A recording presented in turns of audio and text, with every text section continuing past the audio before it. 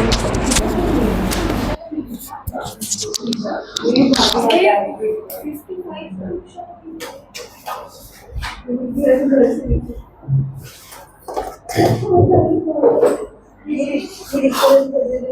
Good morning everyone. अभी last class में हमने स्ट्रेट लाइन स्टार्ट कर लिया था और स्लोप्स की अंडरस्टैंडिंग की थी, और उसका एक एक्सरसाइज भी हमने एग्जीक्यूट करना स्टार्ट किया था, शायद पूरा नहीं किया, अभी कुछ क्वेश्चंस बचे हुए, राइट? ओके, तो एक बार क्विकली रिविजिट करते हैं क्या पढ़ा था हमने लास्ट क्लास में और फिर आगे बढ़ते हैं।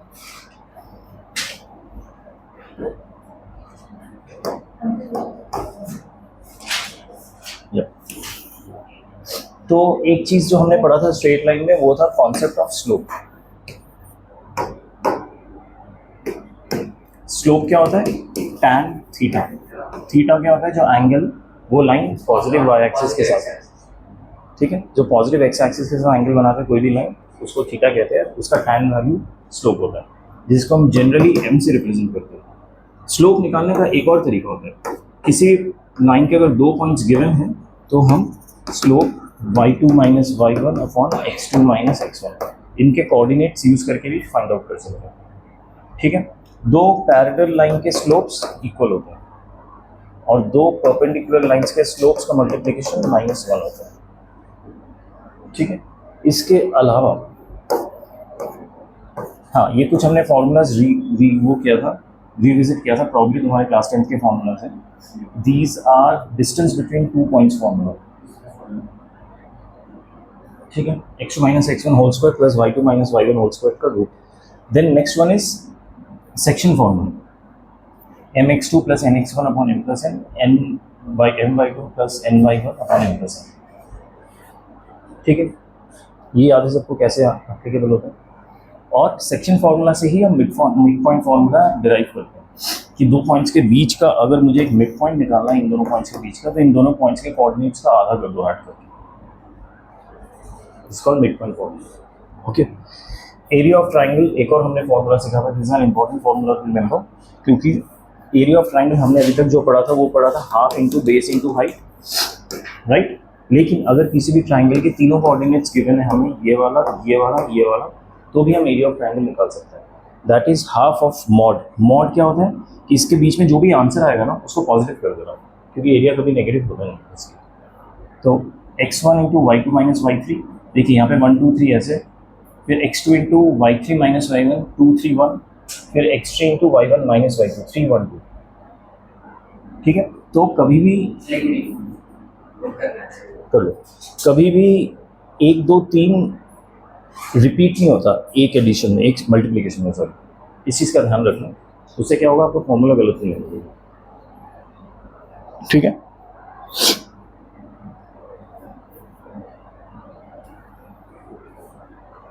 अच्छा, अगर कोई भी 3 लाइन कोलिनियर होते हैं हम कैसे प्रूव करते हैं? अच्छा, अगर परपेंडिकुलर होते तो हम कैसे प्रूव करते थे? अभी इसका स्लोप निकालो, इसका स्लोप निकालो, मल्टीप्लाई करो, अगर -1 आंसर आ गया मतलब परपेंडिकुलर लाइंस।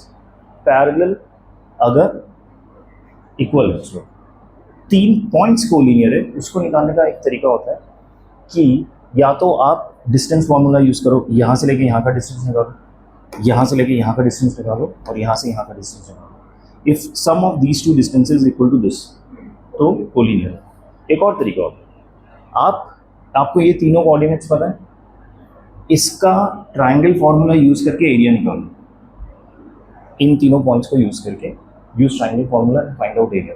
अगर एरिया 0 आ गया मतलब ये स्ट्रेट लाइन है, जो ट्रायंगल है ही नहीं, क्योंकि हल्का सा भी अगर ट्रायंगल बन जाता है ना, हल्का सा भी, तो उसका एरिया रहेगा कुछ ना कुछ। लेकिन अगर एरिया 0 आ गया मतलब ये जो पॉइंट है ये नीचे मिल गया और यहाँ पे आ गया, तीनों स्ट्रेट लाइन्स में आ गया, तभी एरिया 0 है। तो ये भी एक और तरीका होता है कोलिनियर प्रूफ करने का, इसको ध्यान रखिएगा, ठीक है?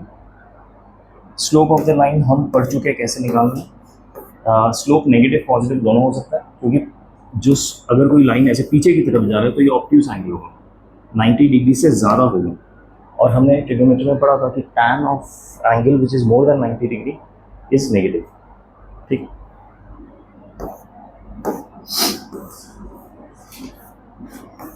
अभी परपेंडिकुलर, इसके बाद हमने क्वेश्चंस कर लिए थे, आई थिंक हम एक्सरसाइज कर रहे थे, आप लोगों को हाँ, एंगल बिटवीन टू लाइन्स, ये एक और इम्पोर्टेंट कॉन्सेप्ट पढ़ा था मैंने। दो लाइन्स के अगर स्लोप गिवन है तो हम उसके बीच का एंगल निकाल सकते हैं, m2 minus m1 1 plus m1 m2।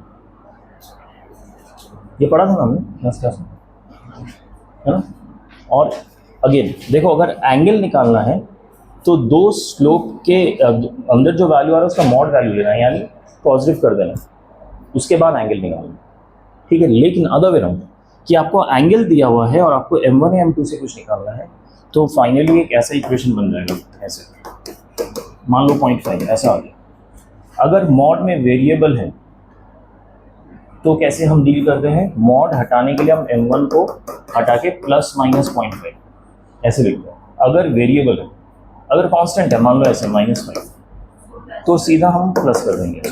अगर हमें पता है अंदर के वैल्यू का साइन क्या है, हम सीधा लिख सकते हैं।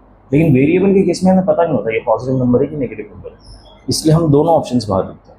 इस चीज़ का ध्यान रखिएगा और ये फॉर्मूला याद रखिएगा। Okay, got it.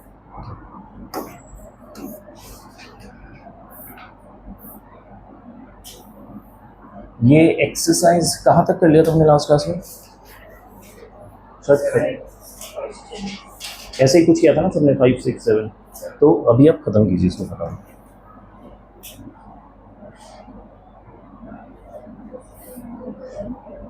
और मुझे बताइए सबने कहाँ तक किया है? ठीक है, तो आप स्टार्टिंग से ट्राई कीजिए, कुछ डाउट हो तो पूछ लीजिएगा।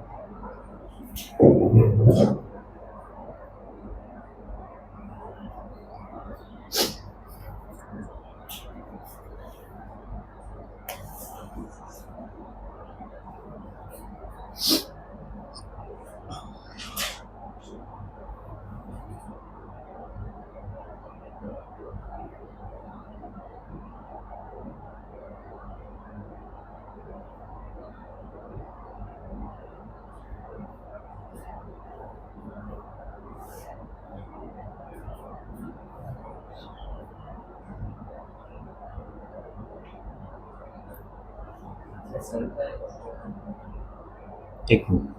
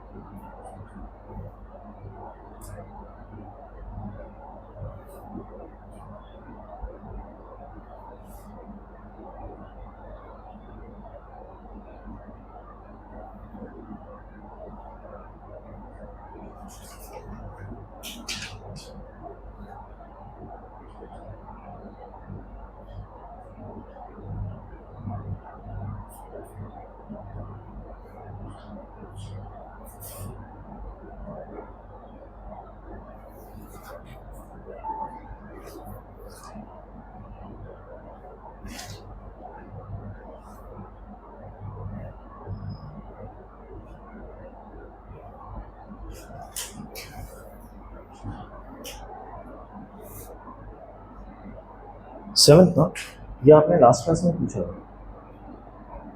पॉजिटिव वाई एक्सिस के साथ क्या एंगल बनाता है, यही पूछा ना। Find the slope of a line which makes an angle 30 degree with positive direction of Y axis. तो एक लाइन है, ये हमारा वाई एक्सिस है, ठीक है। मेजर्ड एंटी क्लॉकवाइज भी लिखा है। क्लॉकवाइज मूवमेंट क्या होता है, ऐसा मूवमेंट होता है जो हम क्लॉक के सुई के हिसाब से घूमते हैं, और एंटी क्लॉकवाइज होता है अगेंस्ट द क्लॉक। तो पॉजिटिव वाई एक्सिस से हम अगेंस्ट द क्लॉक मूव करके 30 डिग्री बना रहे हैं ये लाइन। तो ये लाइन कितना होगा, angle with positive x axis 30 + 90 120। तो स्लोप कितना होगा, tan 120। तो फाइंड आउट, ठीक है।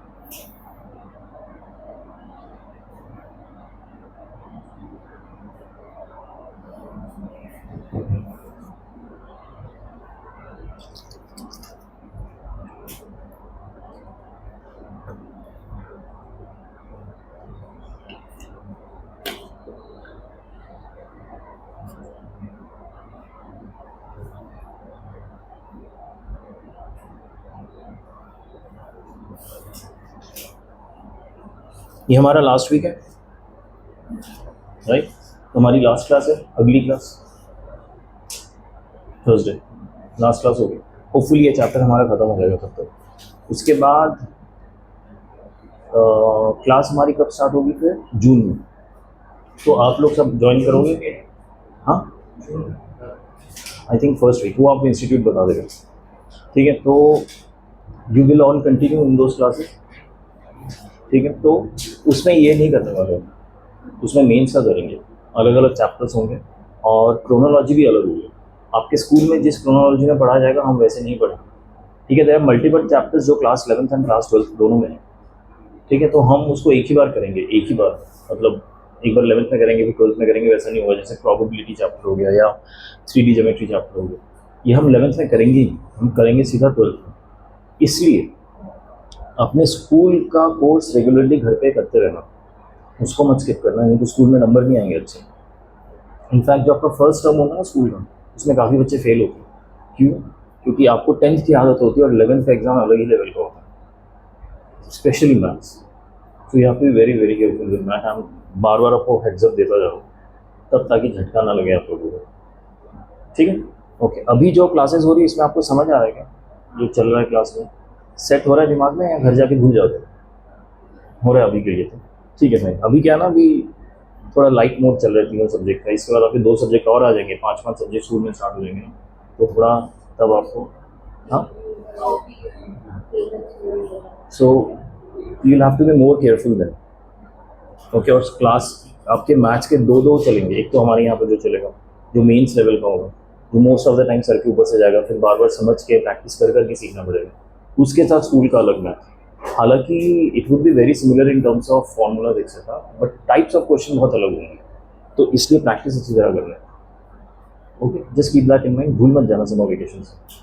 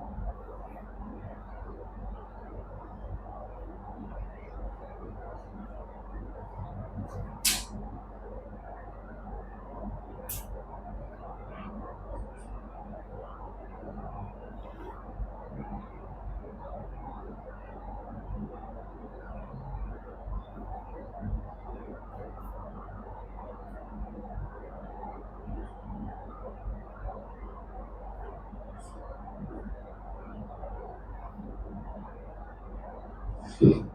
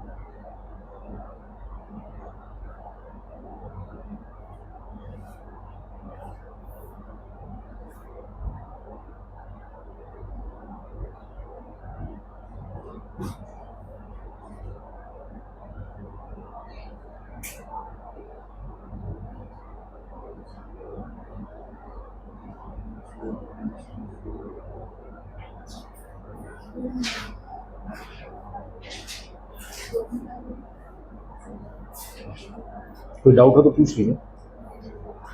किसी को भी कोई डाउट हो या कोई छोटा स्टेप पूछना हो, please don't hesitate to ask.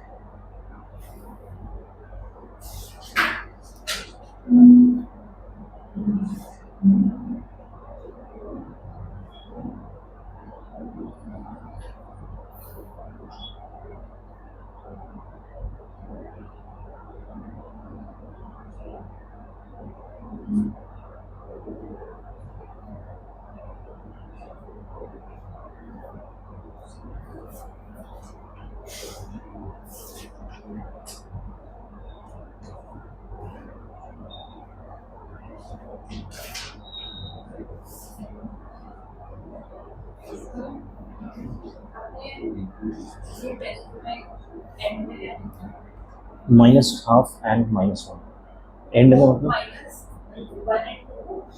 Half और 1, -1 and -2, -12 and -1।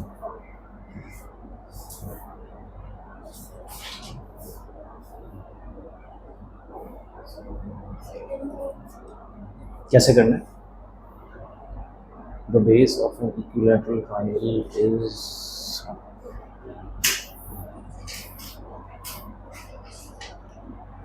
एक इक्विलैटरल ट्राइंगल है with side 2a lies on y axis.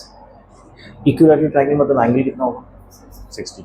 उसका एक साइड है जिसका लेंथ 2a और वो y एक्सिस में, such that the midpoint of the base is at origin. जो y एक्सिस पे बेस है ना, उसका जो मिड पॉइंट है वो ऑरिजिन पे, ठीक है। मतलब बेस y एक्सिस पे, तो बेस ऐसा होगा परपेंडिकुलर भी y एक्सिस पे, और इसका मिड पॉइंट कहाँ पे? ऑरिजिन पे। तो यहाँ से x एक्सिस भी गुजरा होगा, तो उसका बेस ऐसा दिख रहा है। Find vertices of the triangle. Triangle के तीनों वर्टिसेस के कोऑर्डिनेट बताने हैं, तीन कोनों पे। समझ आएगा सवाल? ये बेस है, या तो ट्रायंगल ऐसा दिखेगा इस तरफ, ये y एक्सिस है, ये x एक्सिस है, y एक्सिस है। ट्रायंगल का बेस ये है, मिड पॉइंट ये है, तो ट्रायंगल ऐसे दिखेगा, या ऐसे भी दिख सकते हैं, इस तरफ भी हो सकता है। ये बताना इसका लेंथ कितना है? 2a। मिड पॉइंट है तो ऊपर वाला ये होगा, नीचे वाला ये होगा, तो इसका कोऑर्डिनेट बता सकते हो, या फिर इसका ऑरिजिन से ये डिस्टेंस कितना है? 1। y एक्सिस पे कोई भी कोऑर्डिनेट कैसा होता है? उसका x कोऑर्डिनेट क्या होता है? जो भी y एक्सिस पे पॉइंट होता है, सोच के देखो थोड़ा, x में कितना डिस्टेंस है? जब y एक्सिस पे पॉइंट होता है x में कोई भी डिस्टेंस, जीरो होता है इसमें, ठीक है। तो इसका एक्स कोऑर्डिनेट जीरो होगा और वाई कोऑर्डिनेट कितना होगा, ए, ठीक है। और नीचे वाले का क्या होगा बताओ, इतना ही डिस्टेंस नीचे ट्रैवल किया है a, yes, zero and minus a. But अब पूछा क्या है, find the vertices of triangle. तो दो वर्टिसेस तो मिल गए, अब ये वाला ढूंढना है। कैसे ढूंढ सकते हैं, हमें पता है इक्विलैटरल ट्रायंगल है, तो ये एंगल कितना होगा, 60 होगा। अगर मैंने ये डिस्टेंस ढूंढ लिया तो क्या इसका वर्टिस ढूंढ सकता हूँ, बता सकता हूँ। अगर ये डिस्टेंस पता चल गया, मुझे ये डिस्टेंस पता है कितने, ए है, तो मैं 60 पे कुछ ऐसा ट्रिग्नोमेट्रिक रेशियो लगा सकता हूँ कि ये डिस्टेंस मिल जाए। क्या tan 60 कितना होता है, x upon a, tan 60 would be opposite upon base, x upon a, इसको मैं x ले रहा हूँ इस डिस्टेंस को। सो x की वैल्यू क्या हो गई, a tan 60, how much is tan 60, √3, ठीक है। सो ये कोऑर्डिनेट कितना हो जाएगा, √3a एंड 0। एग्जैक्टली सेम तरीके से ये कोऑर्डिनेट भी आ जाएगा, कितना आएगा, ये ऑरिजिन से हम पॉजिटिव एक्स एक्सिस की तरफ जा रही है, ऑरिजिन से नेगेटिव एक्स एक्सिस की तरफ, तो ये कितना होगा कोऑर्डिनेट, समझ आएगा। अब देखो आंसर,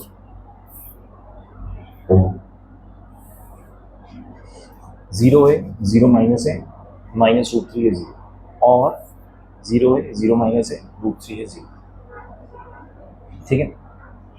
ओके, 10th वाले में डाउट है, हाँ तो पढ़ लूँ एक बार। The slope of a line is double the slope of another line if the tangent of the angle between them is 1/3, okay, यानी उन्होंने tan थीटा दिया हुआ मुझे 1/3, then the slopes of the lines, हाँ ठीक है, क्या डाउट है। अच्छा, अगर मैं एक लाइन का स्लोप m अज्यूम करूँ तो दूसरा क्या हो जाएगा, एंगल बिटवीन टू लाइन्स का फॉर्मूला क्या होता है,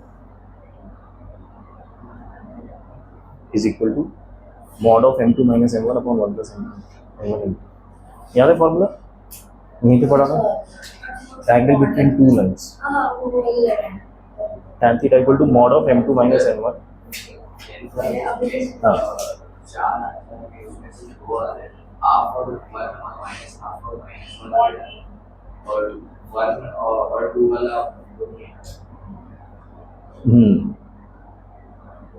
देखो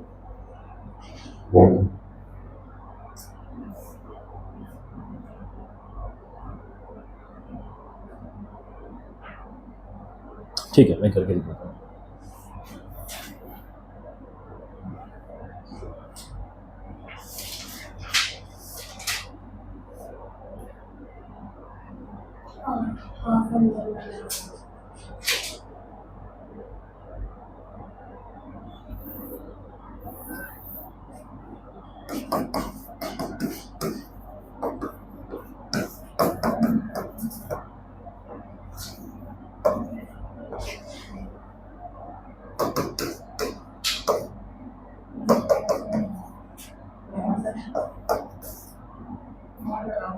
ये समझ आए पक्का।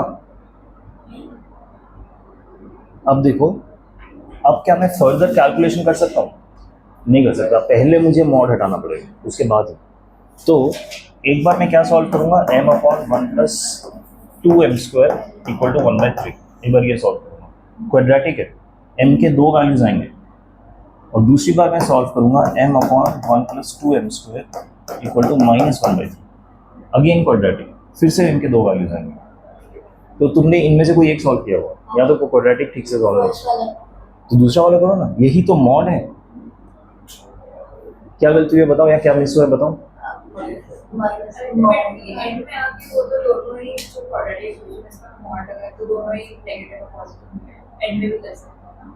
नहीं, आपको फर्दर कैलकुलेशन के लिए इस स्टेप के बाद इसको यहाँ पे ले जाना पड़ेगा, और आप वेरिएबल को मूव ही नहीं कर सकते unless you don't know plus है कि माइनस है। पहले मॉड निकालेंगे, उसके बाद वेरिएबल मूवमेंट होगा फ्रॉम LHS टू RHS। इसलिए इसका अगले स्टेप में ही ये आ जाएगा, या तो ये होगा या ये होगा, -1/3 1/3। क्या मिस हो गया था? तुमने +1/3 से किया था या कुछ और? देखिए, इससे आपको m के 2 वैल्यूज आएंगे, इससे m के 2 वैल्यूज आएंगे, हम कॉरस्पॉन्डिंग पे ट्वाइस कर देना तो 2m आ जाएगा। ठीक है,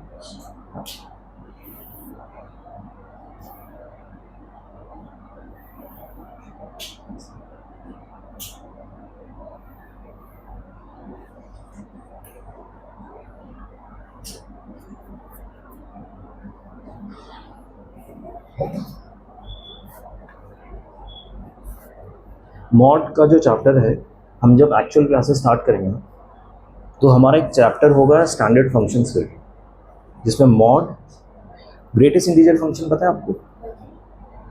ग्रेटेस्ट इंटीजर फंक्शन इस टाइप से दिखता है। 2.33 का ग्रेटेस्ट इंटीजर फंक्शन इज 2। नहीं पढ़ा आपने क्लास 10 में? तो गॉड, आपका क्या क्या हटा दिया है। ऐसा आपने नहीं पढ़ा क्या? ठीक है, तो greatest integer function, mod, exponential function, logarithmic function, और एक और है। पहला चैप्टर हमारा सिर्फ यही फंक्शंस पढ़ेंगे, basic functions. That's not even a formal chapter in your class. ठीक है, क्योंकि हर एक चैप्टर के हर एक क्वेश्चन में मॉड, जिफ ये आते रहेंगे, एक्सपोनेंशियल, लॉगरिथम। तब आप फंडामेंटल से स्ट्रगल नहीं कर सकते। These would be like ABCD। हम जब एक्चुअल चैप्टर्स करेंगे ना, तब इन चीज़ में डाउट नहीं आना चाहिए कि मॉड कैसे बिहेव करता है, ग्रेटेस्ट इंटीजर फंक्शन कैसे बिहेव करता है। ये इनमें डाउट आ गया तो फिर आपका हो गया। ठीक है, सो इनिशियल जो चैप्टर होगा ना फंडामेंटल्स का, वो एकदम स्किप मत करना। It's a very important chapter, greatest standard functions का। ओके,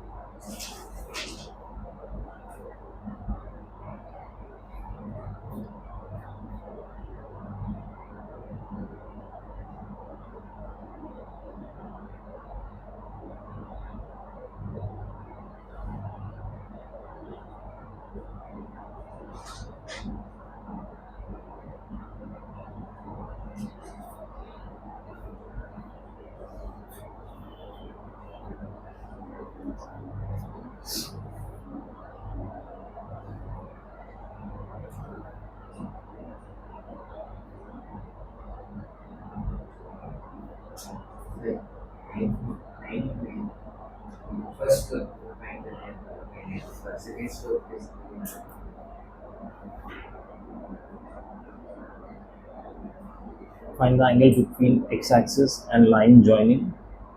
हाँ, तुम्हारा क्वेश्चन क्या है, डाउट क्या है? क्वेश्चन 9 की बात कर रहे हो? हाँ बोलो। सेकेंड स्लोप मतलब मैं समझा नहीं। फर्स्ट स्लोप क्या है? नहीं, मतलब what do you mean by first slope? कौन सा स्लोप? -1 कैसे आया? तो तुमने 3 -1 और 4 -2 से कैलकुलेट किया, तो सेकेंड स्लोप किसका होगा? जो फर्स्ट स्लोप तुम कह रहे हो वो इस पॉइंट्स के बीच को कनेक्ट करने वाला लाइन है जो तुमने कैलकुलेट किया। सेकेंड स्लोप कौन सा किसका होगा? कौन सी लाइन का होगा? दूसरा लाइन कौन सा है?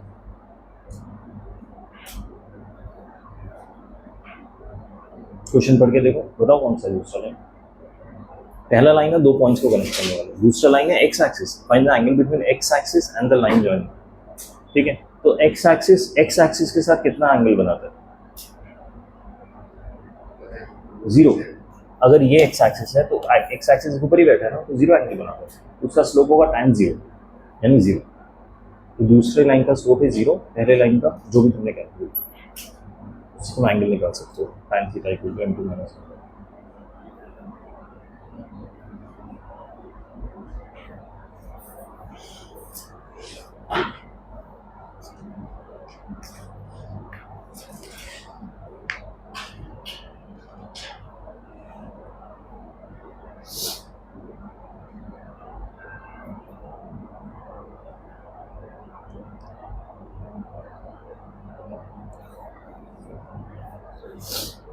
स्लोप नेगेटिव में हमने तो नेगेटिव साइड ऑफ कार्टेशियन नहीं, वो ऑब्ट्यूस होता है, ये ज़रूरी negative side of Cartesian plane. अगर मेरा कार्टेशियन प्लेन ऐसा है और मेरी लाइन ऐसा है, इसका स्लोप भी नेगेटिव होगा, ऑल्दो ये होना इस साइड से तो ऑब्ट्यूट आता है। पॉजिटिव एक्स एक्सिस के साथ क्या एंगल होता है, बस वही देखना है। स्लोप हमेशा पॉजिटिव एक्स एक्सिस के साथ ही डिफाइन होता है। हालांकि कोई भी लाइन पॉजिटिव साइड या नेगेटिव साइड ऑफ कार्टेशियन में नहीं होता, हर लाइन दोनों साइड में होता है। और वो अगर अलोंग द वाई एक्सिस है हाँ, तो वो हो सकता है, तो उसका स्लोप होता है non defined. Along the Y axis, जैसे along the X axis and along the Y axis, जैसे 7 तो तुम इसको एक्सटेंड करो और ये इधर आ जाओ।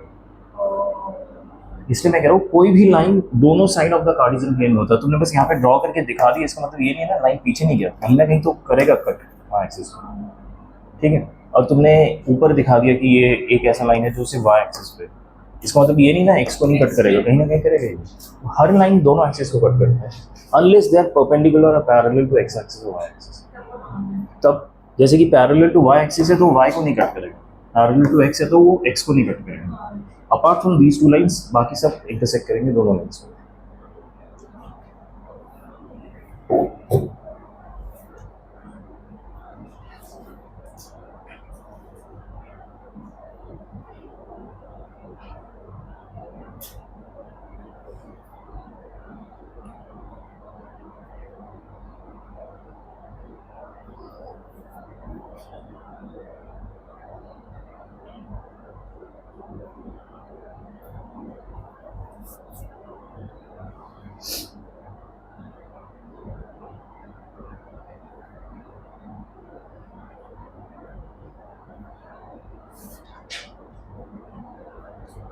कितने क्वेश्चंस बचे?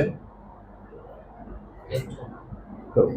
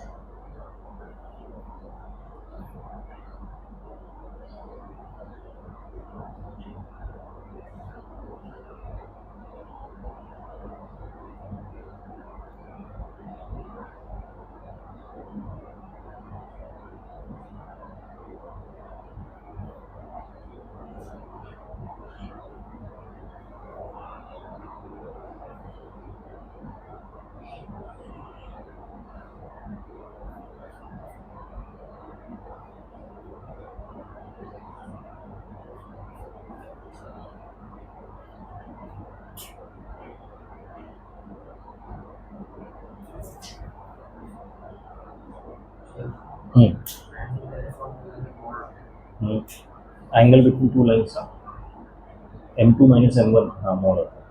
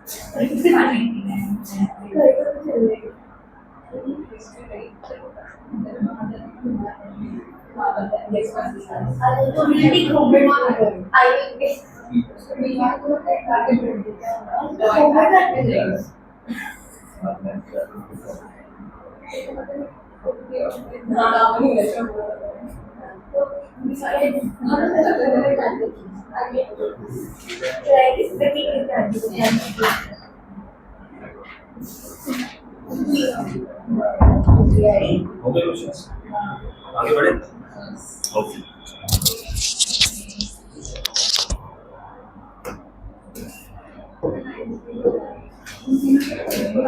अच्छा, अब थोड़ा ध्यान दीजिए, अब हम इक्वेशंस ऑफ लाइन, हाँ बोलो।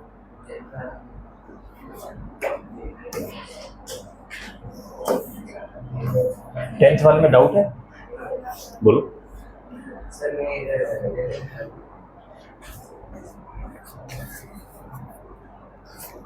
ये जो तुमने स्क्वायर ब्रैकेट बनाया है, स्क्वायर ब्रैकेट में मॉड है ऐसा, इसका मतलब अंदर जो भी है होगा ये पॉजिटिव हो जाता है, ठीक है। तो जब आप मॉड हटाते हैं ना, तो LHS में जो टर्म होगा ये प्लस एंड माइनस दोनों आ जाते हैं इसमें। ये कीजिए, तो एक तो प्लस वाला आपने कर दिया है, सिमिलरली माइनस वाला भी कीजिए, दो इक्वेशन बनेंगे। और इसमें आपने M1 M2 लिखा है ना, वो M1 इज M करो और M2 को 2M करो, क्योंकि one slope is twice the other, question में गिवन है। नहीं किया तुमने M1 M2 लिखा, हाँ राइट, 2, हाँ चलेगा, ये भी चलेगा। तो वैसे करके प्लस माइनस कीजिए, एक इक्वेशन तो आपने लिख दिया, दूसरा माइनस के साथ कीजिए, क्वाड्रेटिक बनेगा, इसको सॉल्व कीजिए, ठीक है, हो जाना चाहिए। ओके, हाँ ओके,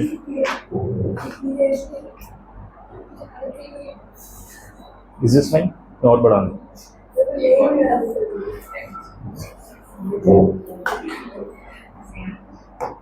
ठीक है, अब इक्वेशन ऑफ लाइंस पे आते हैं। आपने कभी लाइंस के बारे में पढ़ा है क्लास 10 तक? Lines, sorry, lines.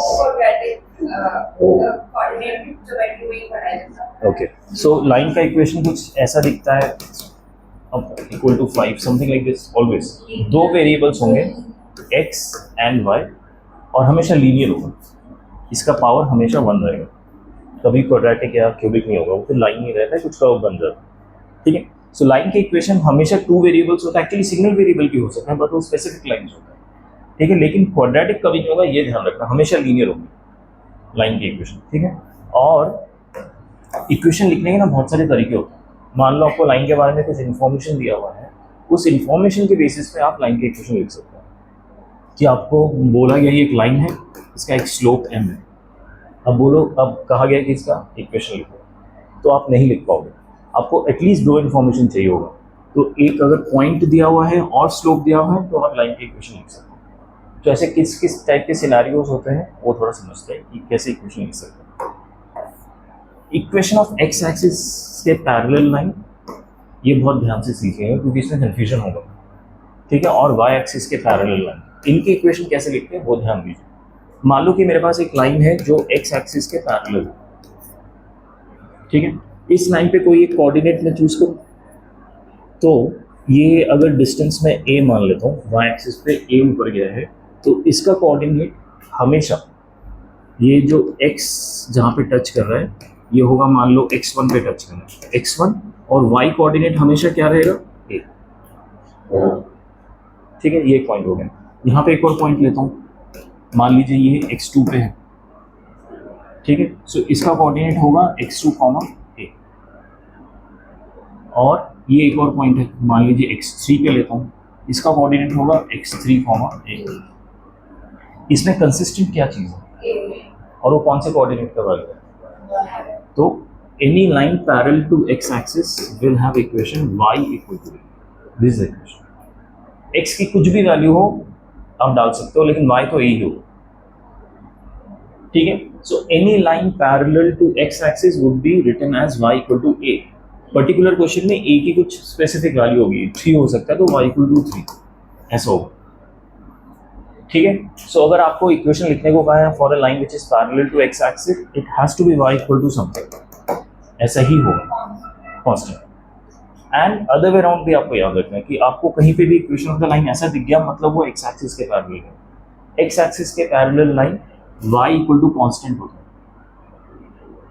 x axis के पैरेलल लाइन में y रहता है, इसको ध्यान रखिए, इसका कंफ्यूजन ना हो, ठीक है। और अगर y एक्सिस के पैरेलल होगा तो ये मान लो डिस्टेंस a है, same concept. So y actually minus a होगा क्योंकि हम नेगेटिव साइड में, बट y एक्सिस के parallel line will always have equation x equal to some constant, ठीक है। इसमें कंफ्यूजन ना हो, आप इक्वेशन देख के ये जज कर लेना चाहिए कि किसके पैरेलल है, और उल्टा भी पता होना चाहिए कि अगर इसके पैरेलल है तो इक्वेशन कैसा दिखेगा, दोनों पता होना चाहिए। ठीक है, is that fine? X y axis के पैरेलल लाइंस की इक्वेशन कैसे होते हैं। सेकंड, हाँ बाय द वे इसको हॉरिजॉन्टल एंड वर्टिकल लाइंस भी होते हैं, इतना तो आप पढ़ के समझ ही लेंगे। अच्छा क्या एग्जांपल दिया उन्होंने, एक एग्जांपल भी देख लेते हैं, उन्होंने एग्जांपल भी दिया हुआ। Find the equation of the lines parallel to axis. हाँ एक्सिस मतलब क्या होता है, एक्सिस मतलब होता है x axis and y axis together, एक साथ। तो एक्सिस का प्लूरल होता है एक्सिस, ठीक है। Passing through the point -2, 3 equation of lines बताना है जो हमारे पॉइंट -2, 3 मतलब x माइनस है 3, यहाँ पे होगा -2, x नेगेटिव y पॉजिटिव। यहाँ से दो लाइन पास कर रहे हैं, one is parallel to y axis, one is parallel to x axis. इन दोनों लाइंस के इक्वेशन बताना। तो अगर -2, 3 से पास कर रहे हैं तो आप क्या x एक्सिस के पैरेलल लाइन का इक्वेशन बता सकते हैं?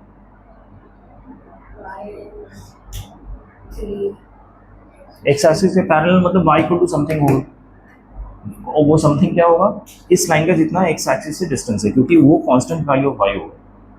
ठीक है, यहाँ पे 3 दिख रहा है कोऑर्डिनेट y इक्वल टू, ठीक है। आया हमें बस ये देखना है ये जो parallel line of x axis है कितना दूर है x एक्सिस से, जितना दूर है उसको y इक्वल टू करते हैं। सिमिलरली जो y एक्सिस के पैरेलल है, आप ये देखो ये लाइन कितना दूर है, कितना दूर है, -2 क्योंकि नेगेटिव साइड में, ऑरिजिन के लेफ्ट साइड में, ठीक है। तो इसको क्या लिखूंगा, y एक्सिस के पैरेलल है तो y equal to x equal to -2। इस चीज का ध्यान रखिएगा, अगर y एक्सिस के पैरेलल है तो x पे इक्वेशन बनेगा, याद रहेगा क्या? पक्का? ओके। पॉइंट्स ऑफ फॉर्मूला, अगला जो फॉर्मूला है वो होता है पॉइंट्स ऑफ फॉर्मूला। मतलब कोई एक लाइन है, उस पर मुझे एक पॉइंट गिवन है x1 y1, और उसमें मुझे स्लोप भी गिवन है कि इस लाइन का स्लोप m है, ठीक है। आपको स्लोप का फॉर्मूला याद है अगर दो पॉइंट्स गिवन है?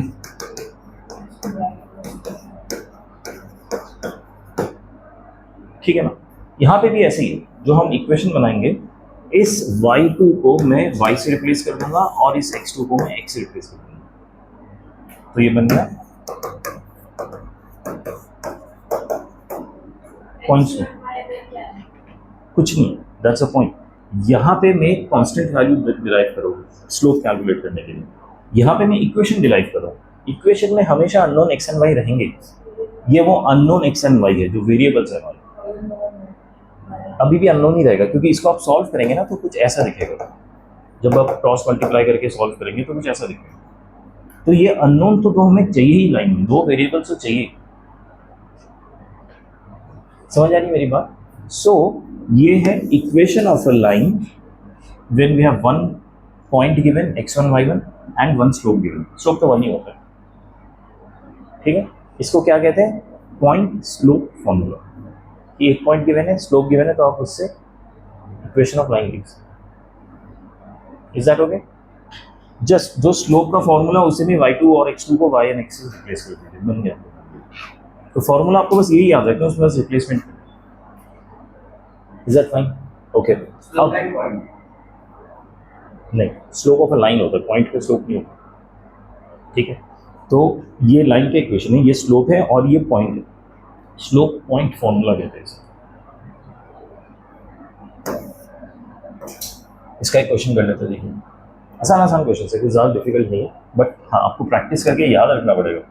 Find equation of a line passing through -2, 3, ये मुझे पॉइंट गिवन है, एंड स्लोप इज -4, ये स्लोप गिवन है। अब जो पॉइंट गिवन है इसको मैं x1 y1 लिख सकता हूँ।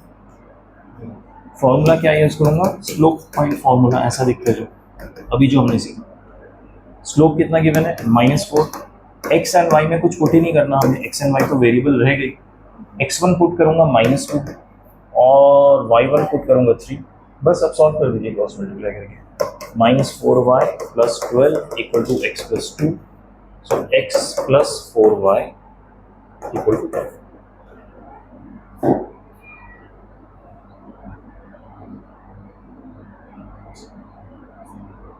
समझ आया? कैसे स्लोप पॉइंट फॉर्मूला यूज करके इक्वेशन ऑफ लाइन निकाला? मुश्किल था, हो गया ना आराम से। एक और तरीका देखते हैं, 2.4, ठीक है। हाँ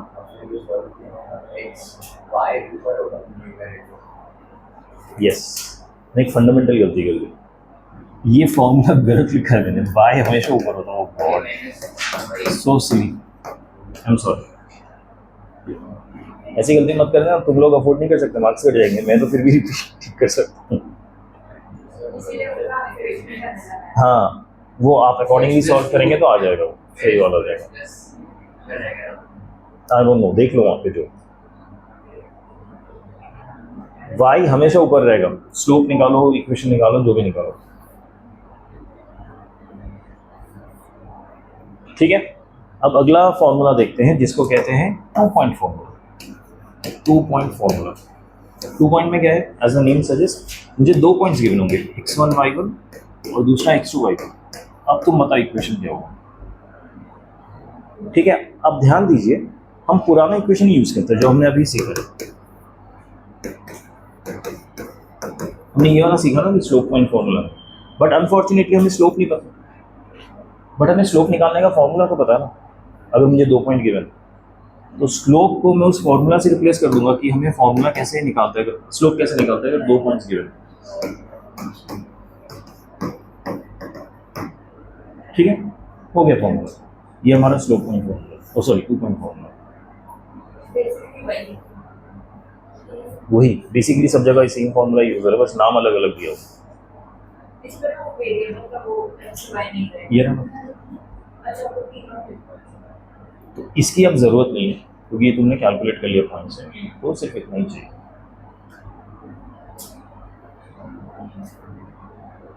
स्लोप पॉइंट फॉर्मूला को ही आगे बढ़ा दिया 2 पॉइंट।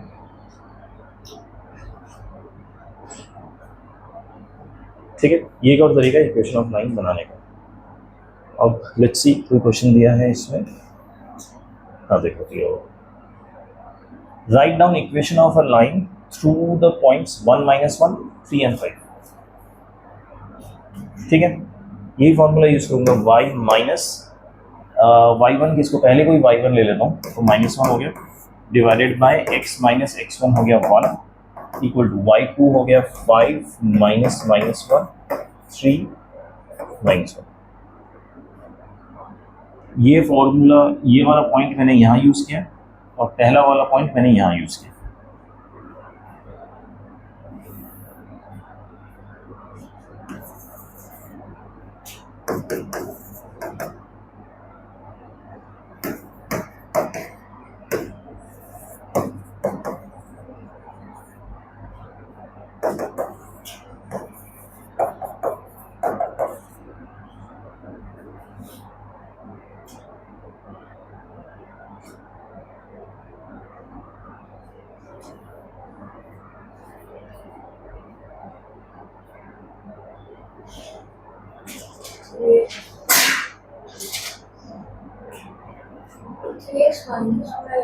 हम्म,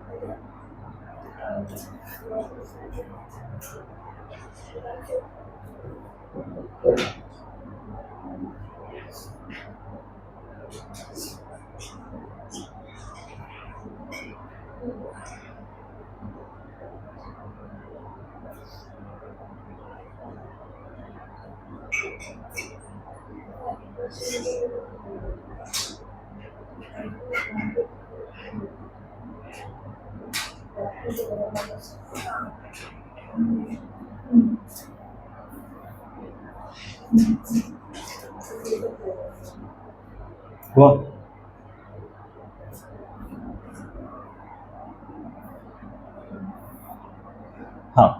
अब जो अगला फॉर्म करने वाला है ना, इसको स्लोप इंटरसेप्ट फॉर्म कहते हैं। बहुत ही इंटरेस्टिंग फॉर्म है, ठीक है, और बहुत जगह यूज होता है क्योंकि ये एक ऐसा पर्टिकुलर फॉर्म है जिससे कई क्वेश्चन बहुत आसानी से सॉल्व हो जाता है। It's not typical form we have learn till now. Slope intercept form मतलब कि हमें एक लाइन है और ये एक्स वाई एक्सिस है और ऐसे इंटरसेप्ट क्रॉस करते हुए जा रहे हैं, ठीक है। इस लाइन का मुझे दिया हुआ है स्लोप n, ठीक है, और ध्यान रखिए y इंटरसेप्ट इसका होता है c, y इंटरसेप्ट c, यानी y में y एक्सिस में इस लाइन ने c कट किया, तो इस लाइन का इक्वेशन होगा y equal to mx plus ऐसा। किसी भी लाइन का अगर आपको y इंटरसेप्ट पता है, स्लोप पता है, आप ऐसे लिख सकते हैं, और कुछ नहीं है, ठीक है। लेकिन ये फॉर्मूला एक और जगह यूज होता है विच इज़ वेरी यूजफुल। आपको किसी भी लाइन का स्लोप निकालना है n, ठीक है, तो आप उस लाइन को ना इस फॉर्म में लिख दो, तो x का जो कोएफिशिएंट होगा वही स्लोप होगा। फॉर एग्जांपल कि मुझे ये इक्वेशन दिया है, अब बोला कि इस लाइन का स्लोप बताओ, ठीक है, 5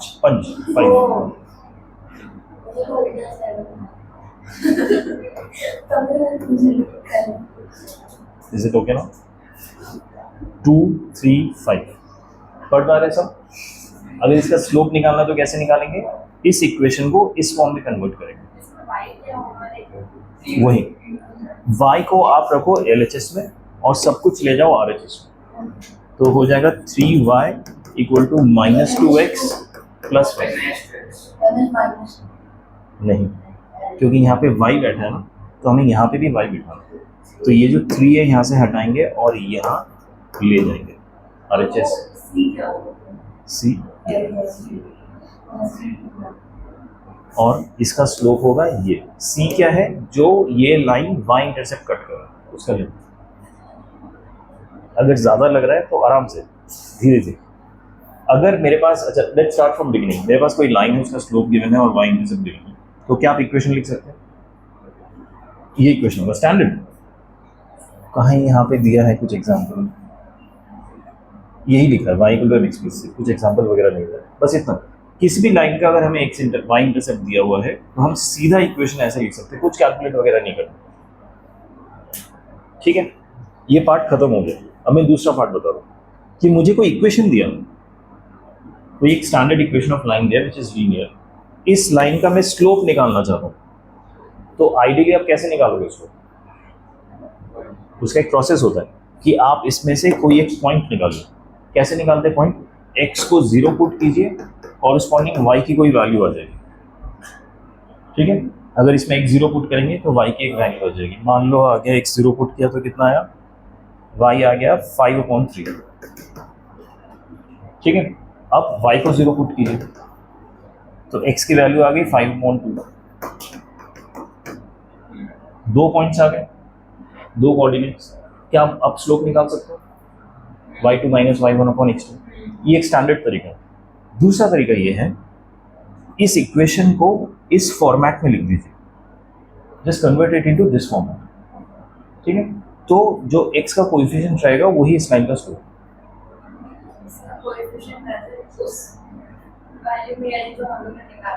हमने जो निकाला ये स्लोप और यहाँ से जो स्लोप कैलकुलेट करोगे दोनों सेम होगा। -2/3 इज द स्लोप। क्यों?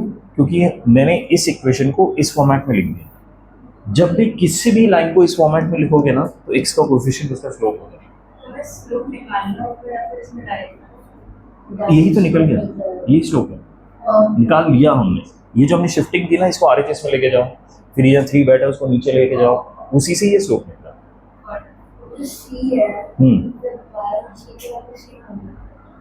कहाँ y और c की वैल्यू सेम होगी? मुझे समझ नहीं आया।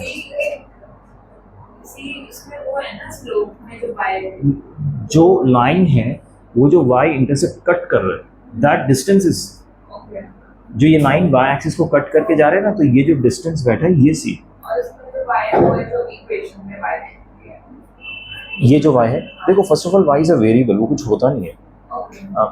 अगर आप समझो कि y कुछ है, y कुछ नहीं है, इस लाइन का वेरिएबल है, x भी एक वेरिएबल है, y भी एक वेरिएबल है।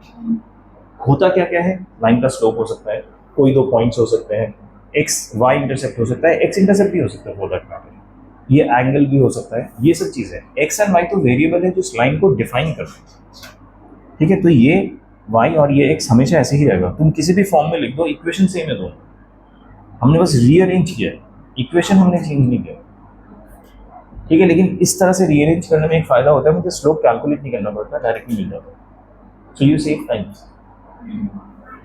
ठीक है। अच्छा, ये तो जब मेरा y इंटरसेप्ट है। x इंटरसेप्ट में भी हम ये फॉर्मूला लिख सकते हैं, ये y इंटरसेप्ट का फॉर्मूला है mx plus c। x intercept का थोड़ा ध्यान दीजिए, y equal to m x minus d होता है,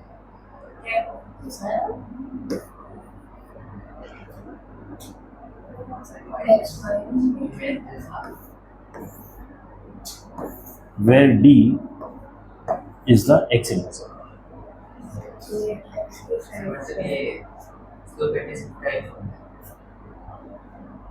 स्लोप इंटरसेप्ट में, इंटरसेप्ट फॉर्म है, इसमें स्लोप नहीं है, ठीक है। नहीं, स्लोप भी है, स्लोप इंटरसेप्ट का स्लोप दिया है क्या? हाँ, स्लोप इंटरसेप्ट का दूसरा फॉर्मूला, पहला जो था वो था कि हमें y इंटरसेप्ट गिवन है, ये वाला y equal to mx plus c, जहाँ पे c is the y intercept.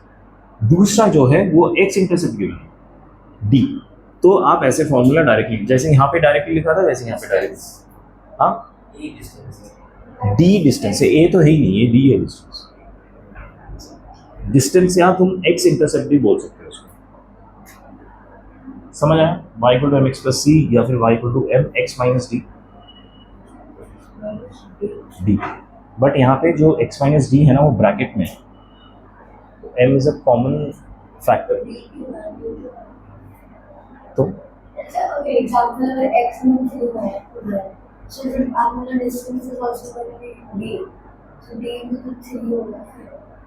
अगर x 3 है, नहीं, when you say x equal to 3 है, इसका मतलब क्या हुआ? मुझे इसका मतलब नहीं समझ आया। that point is x, this point is not x। कोई भी पॉइंट सिंगल कोऑर्डिनेट से डिफाइन नहीं होता, कोई भी पॉइंट दो कोऑर्डिनेट से डिफाइन होता है, एक x होगा और एक y होगा, ठीक है, ऐसे ही होगा। और ये क्योंकि x एक्सिस पे लाई करेगा तो y हमेशा 0 होगा, और y एक्सिस पे जो लाई करेगा वो हमेशा 0 3 होगा, उसका x कोऑर्डिनेट हमेशा 0 होगा। और कहीं बीच में लाई कर रहा है तो 3 2 हो गया, जैसे ऐसे हो गया। तो x एंड y ये वैल्यू अज्यूम कर सकते हैं डिपेंडिंग ऑन की लाइन का इक्वेशन है। These are two different thing, don't confuse yourself. अगर हमें x इंटरसेप्ट गिवन है तो इक्वेशन ऑफ लाइन कैसे लिख सकते हैं, दिस इज द पॉइंट। अगर y इंटरसेप्ट गिवन है तो इक्वेशन ऑफ लाइन कैसे लिख सकते हैं, दिस इज द पॉइंट। इससे ज़्यादा कुछ नहीं इसको, ठीक है। एग्जाम्पल देखते हैं। Right equation of lines where tan theta equal to half, tan theta half मतलब slope half है, वो कह रहे slope half, where theta is the inclination of line with नहीं, अभी उन्होंने थीटा डिफाइन किया, theta is the inclination of line, नहीं theta is inclination of line, that's fine, मतलब स्लोप ही है। y इंटरसेप्ट इज -3/2, एक लाइन है ऐसा, ये कुछ थीटा होगा इसका, tan थीटा की वैल्यू हमें गिवन है हाफ इस थीटा से, ठीक है। और ये गिवन है फर्स्ट पार्ट में y इंटरसेप्ट इज -3/2, तो ये कितना है -3/2, मतलब नेगेटिव साइड होगा, मतलब जनरल ड्रॉ केस। अगर y इंटरसेप्ट गिवन है तो हमें क्या इक्वेशन यूज करना चाहिए, फॉर्मूला यूज करना चाहिए, ये y तो ऐसे ही रहेगा, वेरिएबल है, m क्या होगा tan थीटा हाफ, c क्या होगा, किसी को डाउट है इसमें? ये फॉर्मूला होगा 2y equal to x minus 3, x minus 2y equal to 3, okay okay. अब दूसरा पार्ट क्या है, x इंटरसेप्ट इज 4, मतलब अब y इंटरसेप्ट नहीं गिवन है, x इंटरसेप्ट 4 गिवन है, 4, ठीक है। इसका इक्वेशन क्या यूज करेंगे हम, y equal to m x minus d, ठीक है। y को ऐसे लिखना है, m हाफ गिवन है, x माइनस ऑफ 4 ही रहेगा, ठीक है।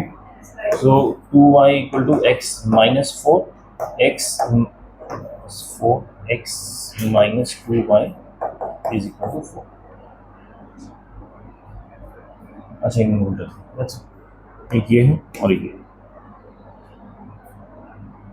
समझ आ रहा है। अगर x intercept and y intercept given है तो कैसे लिखना है इक्वेशन ऑफ लाइन, इसको याद रखिए। Intercept form, another interesting topic.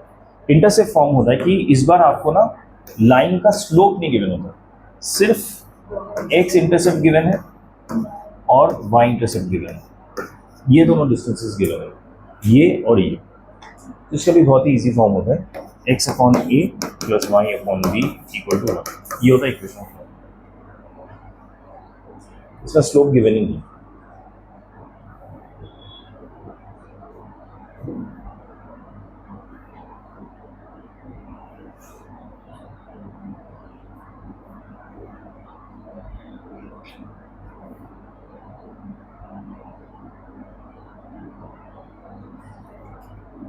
ठीक है, एक इसका क्वेश्चन देखते हैं। Find equation of the line which make intercept -3 and 2 on x and y axis. तो x एक्सिस का इंटरसेप्ट कितना गिवन है, -3, y एक्सिस का इंटरसेप्ट कितना गिवन है, 2, यहाँ डाल देना बस। तो x upon -3 plus y upon, तो -6 आएगा, 2x plus 1 is equal to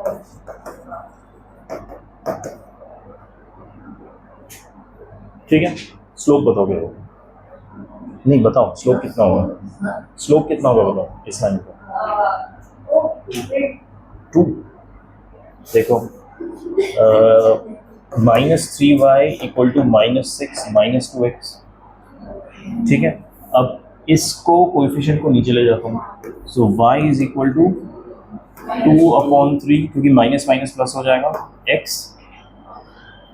plus 2, तो स्लोप हो गया 2/3।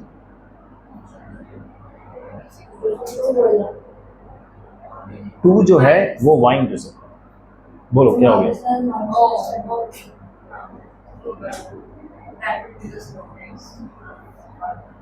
एनी कंफ्यूजन, स्लोप कैसे निकला, समझ आया पक्का? ओके, अब क्वेश्चंस कर ले थोड़े।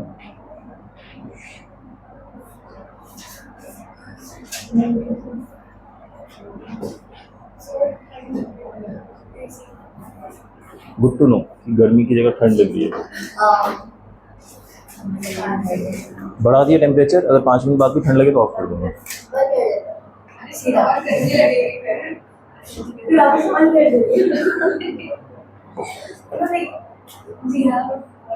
ठीक है, please start solving the questions now.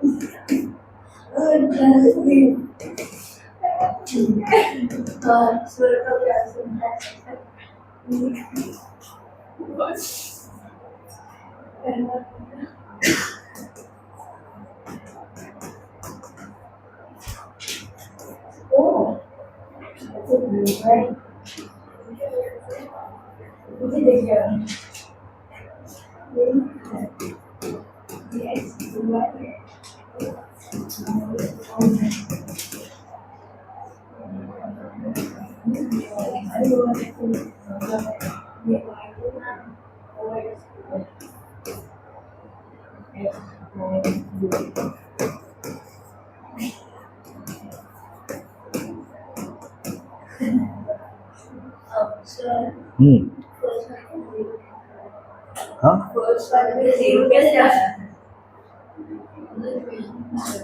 रट लो, एक्स एक्सिस का इक्वेशन ये होता है, वाई एक्सिस का इक्वेशन ये होता है, ये रट लो। अच्छा मैं बताता हूँ, ठीक है। अगर कोई लाइन एक्स एक्सिस से पैरेलल है, ए डिस्टेंस पे है, ये लाइन एक्स एक्सिस के पैरेलल है, सॉरी नॉट एक्स, ये लाइन एक्स एक्सिस के पैरेलल है, तो इसका इक्वेशन क्या होगा, y equal to 0. Any line which is at distance a, I'm sorry, not 0, a, which is at distance a and parallel to x-axis will have equation y equal to a. इसमें doubt है? जब मैं x axis की बात करता हूँ तो ये डिस्टेंस a रिड्यूस हो के ये लाइन यहाँ पे आ गया और ये जो डिस्टेंस है वो 0 हो गया, तो इसलिए इसकी जगह आ जाते हैं 0 x एक्सिस का इक्वेशन, इसलिए ये x एक्सिस का इक्वेशन होगा। a की वैल्यू क्योंकि 0 हो गई, that's why this is equation. Is that okay? समझ आया? और y एक्सिस का इक्वेशन होता है x इक्वल टू 0।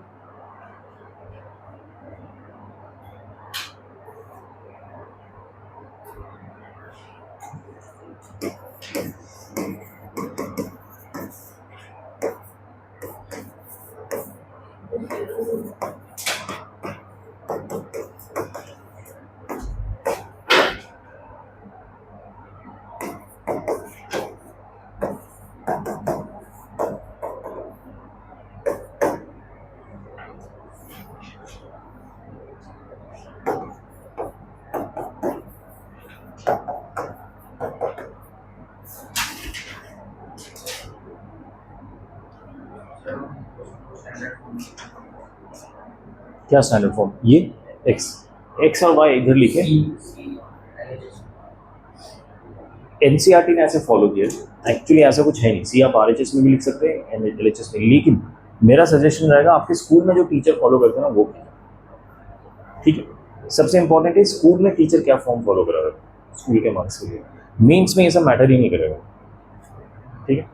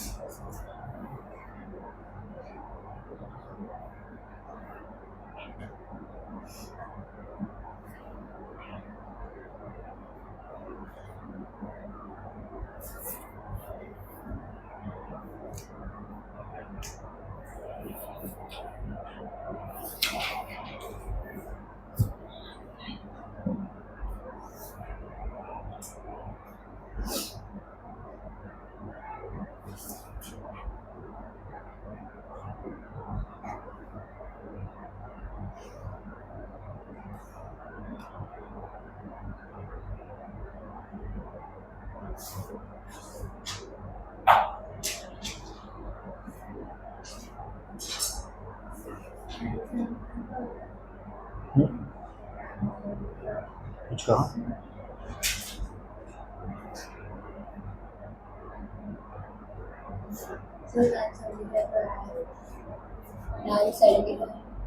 tan 75 कौन से क्वेश्चन में tan 75?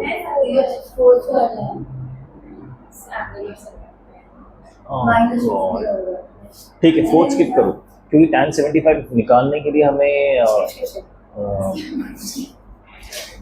tan 45 प्लस 30 करके निकाल सकते हैं, tan a plus b, but तुम्हें 45 tan a प्लस b का फॉर्मूला नहीं पता ना, इसलिए वो छोड़ दो, skip the question, move on.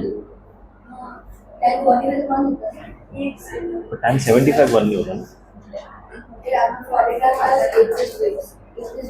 tan 45 plus 30 बोला नहीं, तुम सीधा उनका आंसर नहीं लिख सकते, there is a formula for that. तुम लोगों को बहुत भूख है तो मैं बता देता हूँ क्या फॉर्मूला है, ठीक है? निकाल लो। tan a plus b, it is very similar to the वो जो एंगल बिटवीन टू लाइंस का फॉर्मूला पढ़ा था हमने m2 माइनस वही formula, that is same formula tan a plus b tan a, क्या फॉर्मूला पढ़ा था m2 माइनस m1 पढ़ा था हाँ, प्लस यहाँ पे ऊपर प्लस आएगा क्योंकि यहाँ पे प्लस है upon 1 minus tan a tan b, ये फॉर्मूला ए और बी एंगल है, जैसे तुम्हें 75 निकालना है तो ये हो जाएगा 45 प्लस 30, तो तुम 75 निकाल सकते हो, तो यहाँ पे आ जाएगा 45, यहाँ पे आएगा 30, यहाँ आ जाएगा 45, यहाँ आएगा 30, तो ये जो वैल्यू आएगा सॉल्व करके दैट इज tan 75, इसलिए ये वैल्यू होता है √3 + 1 डिवाइडेड बाय 1 माइनस √3, हाँ tan 30 is 1 by √3, tan 45 is 1, but that is not tan 75, वो आपको निकालना पड़ेगा इस फॉर्मूला को यूज करके। हाँ हाँ दिखा दो।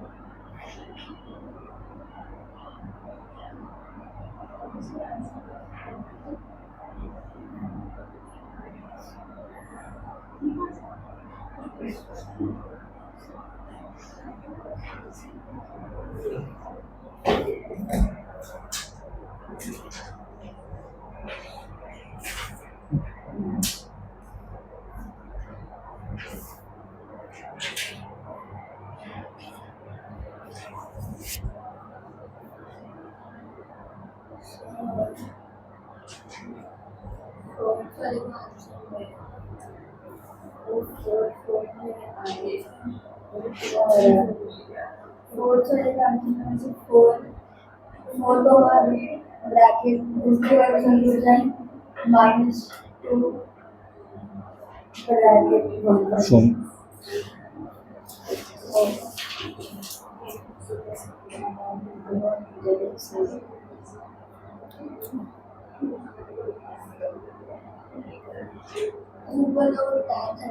हाँ पहले वो भी देख लो ना करेक्ट है क्या।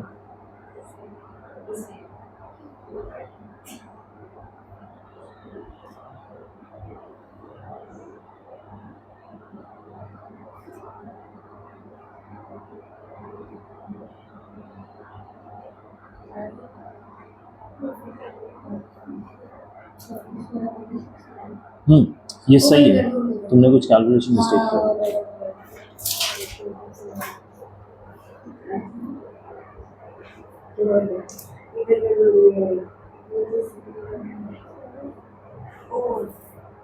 फोर्थ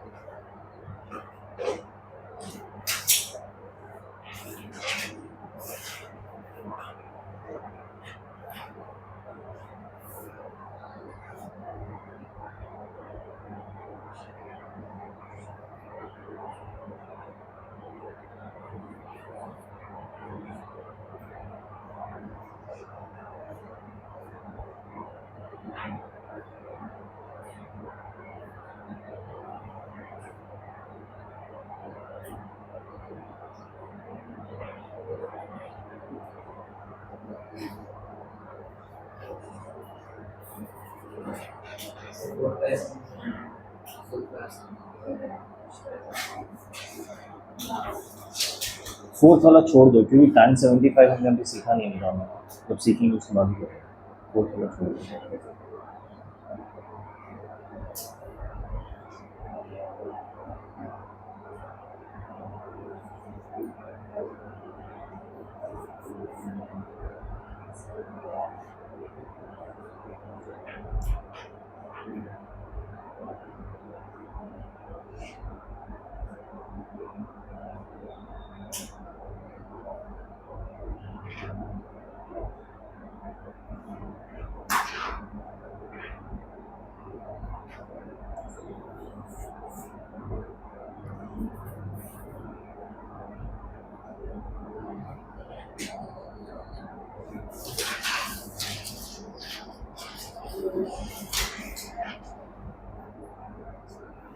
हो गया?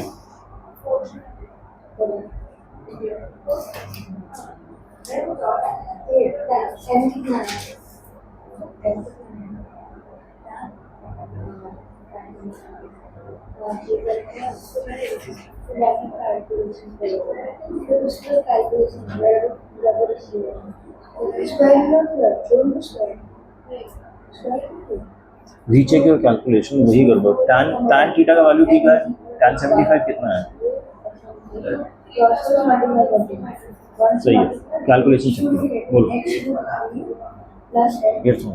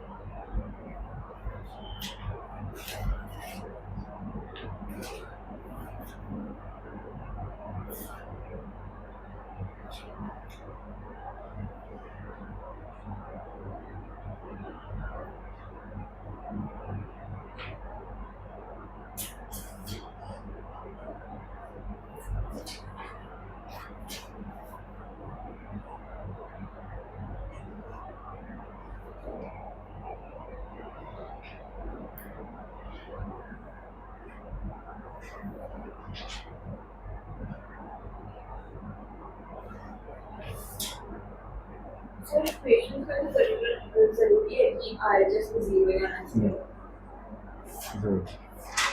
वो एक फॉर्म है, आप कैसे भी लिख सकते हो।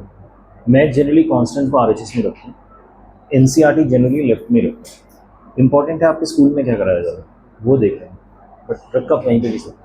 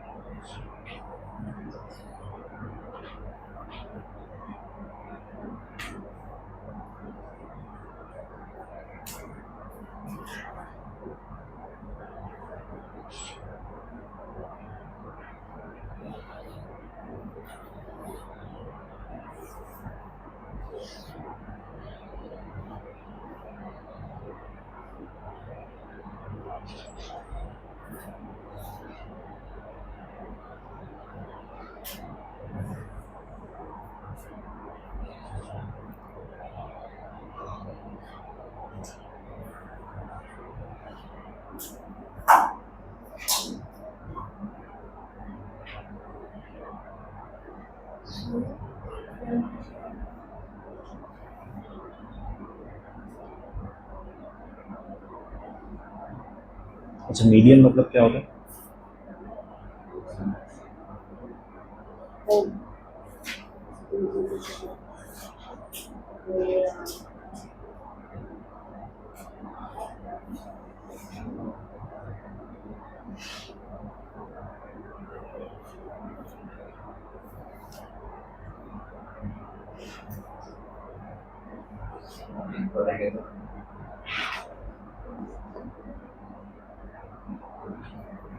नाइन्थ कैसे करना है ये पूछ रहे हैं। Find equation of a line passing through -3 and 5। एक पॉइंट तो मिल गया। And perpendicular to the line, दूसरे किसी लाइन को परपेंडिकुलर है, जो दूसरा लाइन है तुम उसका स्लोप निकाल पाओगे, उसके 2 पॉइंट्स गिवन है, अगर दूसरे लाइन का स्लोप निकाल पाओगे तो इस वाले लाइन का निकाल पाओगे, तो इस वाले लाइन का स्लोप मिल जाएगा और एक पॉइंट गिवन है, पॉइंट स्लोप फॉर्मूला से इक्वेशन निकालो।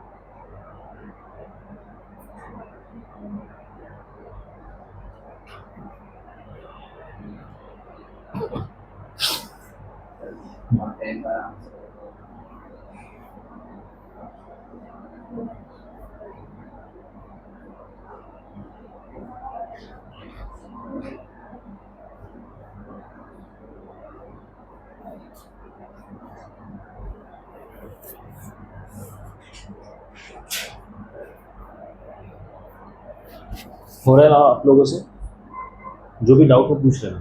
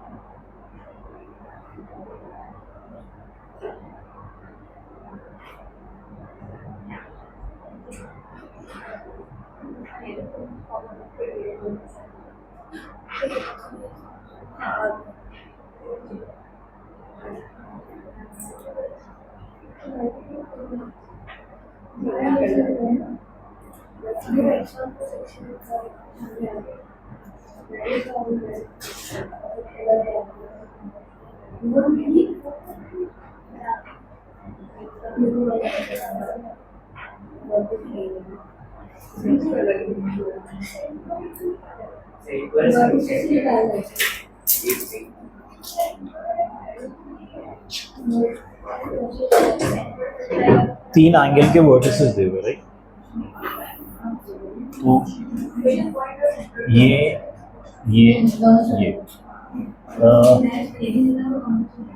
पी क्यू आर, ठीक है। अब बोला गया है कि find the equation of the median. Median क्या होता है? जो मिड पॉइंट से ट्रैवल करे, ठीक है, थ्रू द वर्टिस आर। इस वर्टिस से जो मीडियन ट्रैवल करेगा, यानी ये, इसका तुम कोऑर्डिनेट निकाल सकते हो। इसका पता है मिड पॉइंट का कैसे निकालेंगे? मिड पॉइंट फार्मूला से। मिड पॉइंट फार्मूला से ये कोऑर्डिनेट आ जाएगा। इसको m ले लो, मीडियन। सेंट्रोइड निकालना है, पर जरूरत क्या है?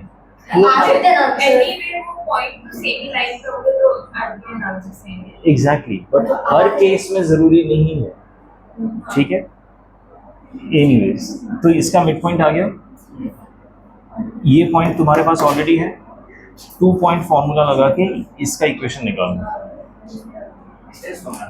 2 पॉइंट फॉर्मूला स्लोप, जो 2 पॉइंट लाइन फॉर्मूला होता है ना, वो यूज करके इस लाइन का इक्वेशन निकालना, ठीक है।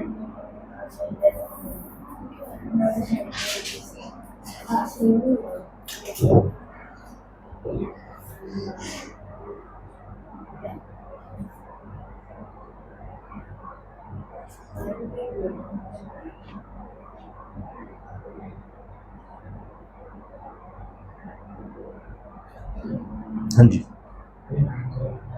हाँ एक मिनट है,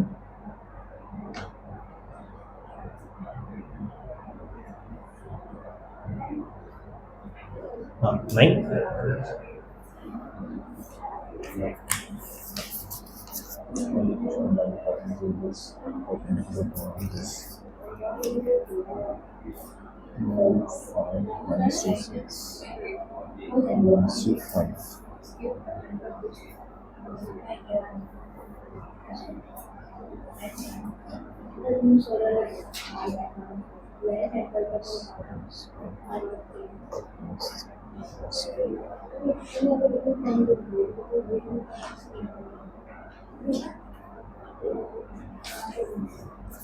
तुमने इस लाइन का m निकालो, इस लाइन का m क्या होगा, तुम्हें इस लाइन का m चाहिए ना इसका इक्वेशन निकालने के लिए, तो तुमने क्या किया, इसका निकाल के इसको इक्वेट कर दिया, सेम रख दिया, सेम नहीं होगा, अगर ये m1 है तो ये m2 है, m1 into m2 should be -1, perpendicular है, उससे m2 निकलेगा, यहाँ पे -1/5 नहीं आएगा, यहाँ पे m2 आएगा, m2 की वैल्यू कैसे निकालोगे, m1 इंटू m2 करो और उसको -1 की इक्वेट करो तो आ जाएगा। समझ आया क्या कहा मैंने, पक्का बोलो, नहीं तुमने m2 को इससे इक्वेट कर दिया है ऑलरेडी, इसलिए m2 तुम्हारा -1/5 सेम आ गया m1 के। दो स्लोप कब इक्वल होते हैं, जब लाइन्स पैरेलल होते हैं, दो पैरेलल लाइन से स्लोप इक्वल होते हैं, जब परपेंडिकुलर होते हैं तब स्लोप्स इक्वल नहीं होते, तो उनका प्रोडक्ट -1 होता है, ठीक है। तो तुम्हें m2 into m1 equal to -1 use करके m2 निकालना पड़ेगा, तुमने m1 ऑलरेडी निकाल दिया, फिर जो भी m2 आएगा उसको यहाँ पे पुट कीजिए। लॉजिक समझ आया, करके देखो, जस्ट 1 सेकेंड, हाँ बोलो।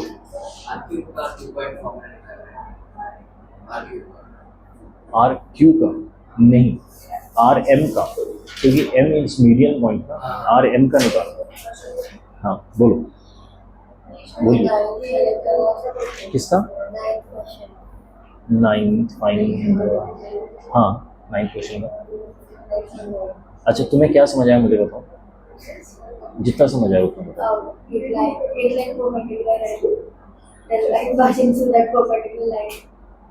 Equation of the line passing through -3 and 5, ठीक है। एक equation of a line passing through point -3, 5, एक पॉइंट से पास करा which is -3, 5 and perpendicular to the line, and it is also perpendicular to a line जो 2, 5 और -3, 6 से form हो रहा है। ये दो पॉइंट है, इससे एक लाइन फॉर्म हो गई, ठीक है। और ये जो लाइन है जो इससे पास हो रहा है वो इसके परपेंडिकुलर है, मतलब ये एक लाइन है जो -3, 5 से पास हो रहा है, और एक इसको परपेंडिकुलर है, एक ऐसे लाइन को परपेंडिकुलर है जो 2 और 5 से पास हो रहा है एंड -3, 6 से पास हो रहा है, यहाँ से पास हो रहा है, इसके परपेंडिकुलर है। तो तुम्हें इसका इक्वेशन बताना है, ठीक है, समझ आए। अब कोशिश करो कैसे करना, हो गया, okay.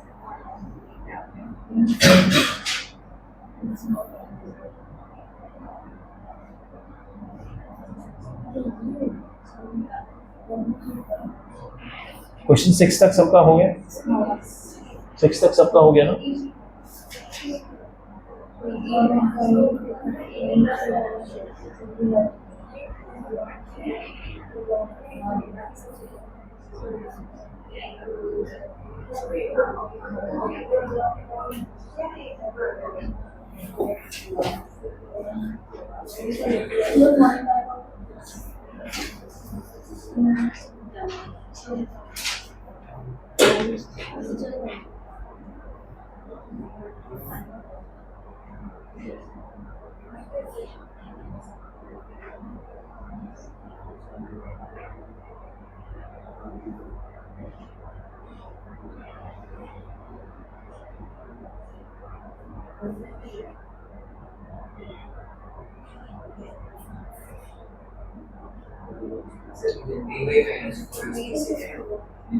dy minus 4x plus a dy minus 4x plus a question 8 dy minus विच आठ हाँ नहीं कुछ कैलकुलेशन मिस्टेक किया हो कुछ गलत आंसर है आंसर सेम आना चाहिए एग्जैक्टली सेम आना चाहिए आंसर देखो करेक्ट करके देखो ना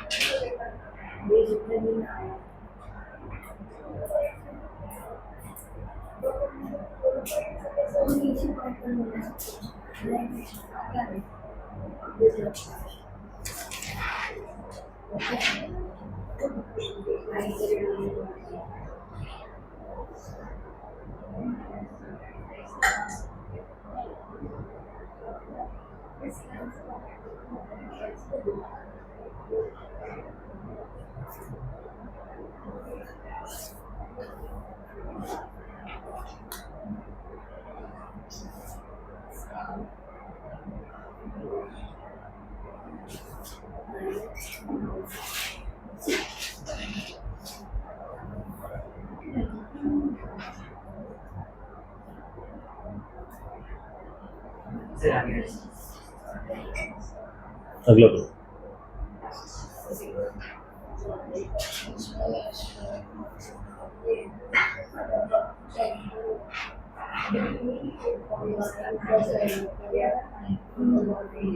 और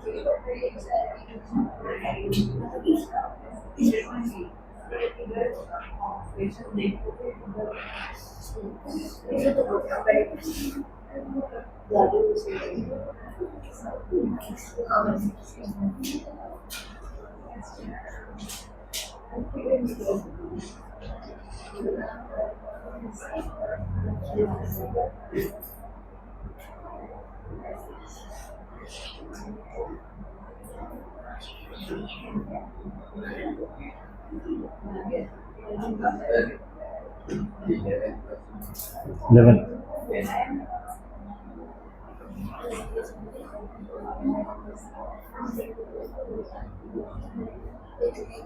इंटरसेप्ट फॉर्म याद है क्या बताओ that is y intercept form intercept form क्या होता है तो लास्ट पढ़ा था हमने x upon just one second x upon a plus y upon b equal to 1 जहाँ x जहाँ पे a is x intercept b is y intercept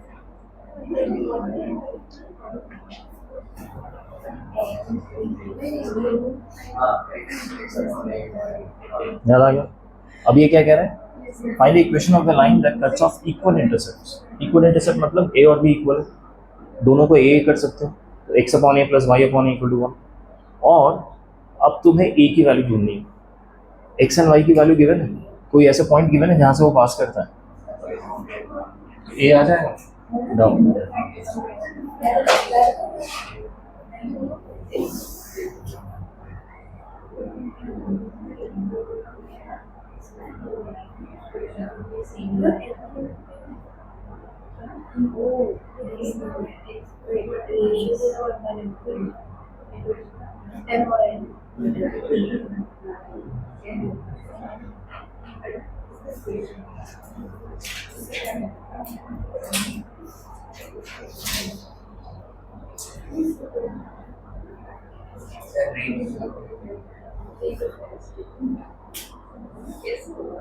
हाँ, 9th में क्या है?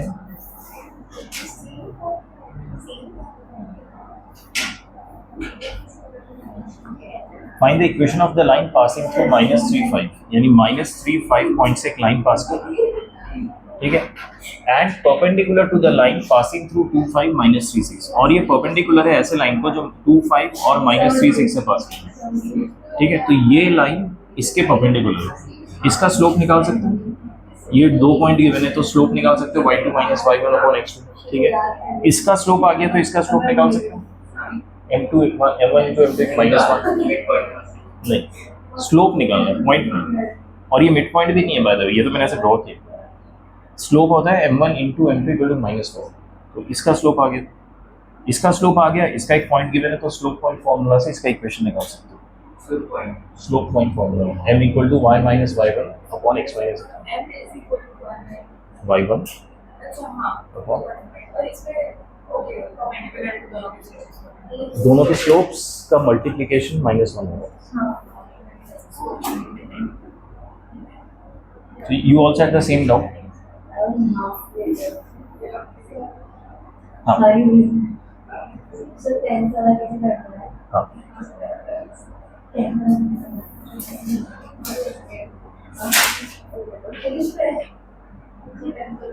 हाँ, कर लूँगा।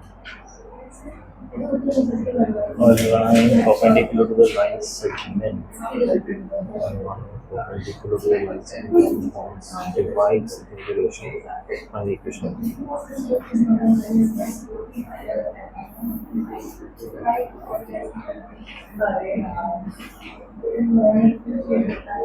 A line perpendicular to the line segment. Line segment मतलब क्या होता है? ऐसा लाइन जो एंड हो जाता है, जो ऐसे एरो नहीं होती जिसकी, ठीक है। सो लाइन सेगमेंट किसका लाइन सेगमेंट है? 1 0 एंड 2 3, ये मेरा लाइन सेगमेंट है। 2 3, a line perpendicular to the line segment joining the points. तो एक लाइन है which is perpendicular to the line segment joining these points, divides it in the ratio 1:2। इसको किस में डिवाइड करते हैं? 1:n ratio. n:2, I don't know.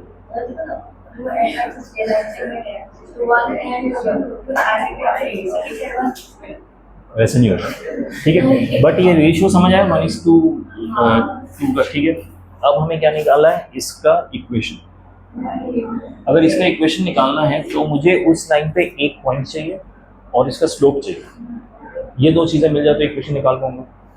ये दो पॉइंट से मैं इसका स्लोप निकाल सकता हूँ, इसका स्लोप निकाल लूंगा, फिर परपेंडिकुलर है, बट इस पे कोई पॉइंट अवेलेबल नहीं, तो क्या मैं सेक्शन फॉर्मूला यूज करके ये पॉइंट निकाल सकता हूँ आराम से? But have you got how to approach? ये पॉइंट निकालेंगे, अगर ये पॉइंट निकाल लिया ना तो ये पॉइंट इस लाइन पे भी बैठता है, ठीक है। तो सेक्शन फॉर्मूला से ये पॉइंट निकालो using these two axes. Section formula से n × 1 × 1 × 2 इस टाइप से रहता है। सेक्शन फॉर्मूला पता है कैसे अप्लाई करते हैं? एक बार रिविजिट करना एक बार, ठीक है। ये पॉइंट आ जाएगा, ये पॉइंट इस लाइन पे बैठा हुआ, इस लाइन का स्लोप भी आ जाएगा परपेंडिकुलर एज से, इसलिए बस पॉइंट भी आ गया, स्लोप भी आ गया, निकाल दो equation.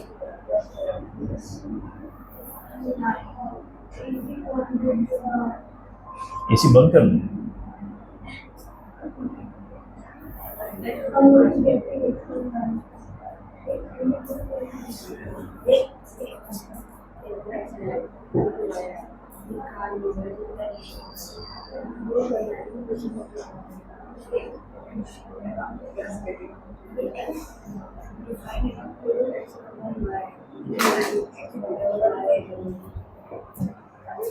Like you do 1 by a is equal to whatever.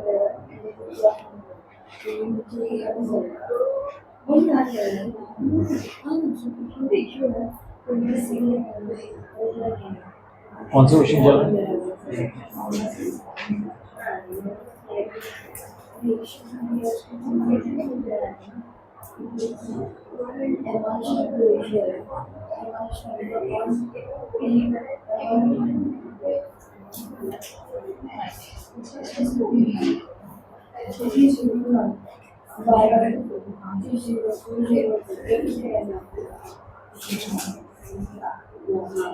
तो मैंने आंसर दिया तो कैलकुलेशन मिस्टेक किया हो, कौन सा question?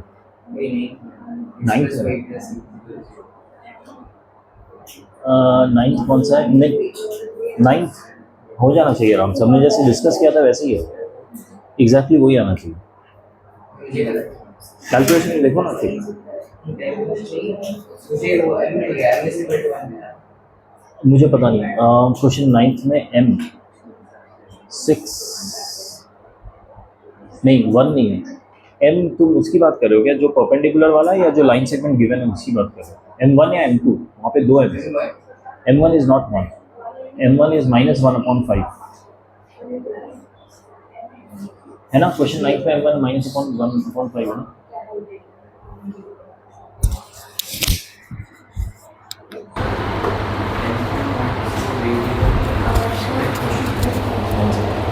Perpendicular to the line, हाँ M के टर्म्स में कैसे क्वेश्चन है? हाँ So in the question में n की वैल्यू M के टर्म्स में इक्वेशन आएगा। n की वैल्यू N के टर्म्स में इक्वेशन आएगा 10th क्वेश्चन में, तो डोंट ओवर थिंक, इक्वेशन में N रहेगा, ठीक है।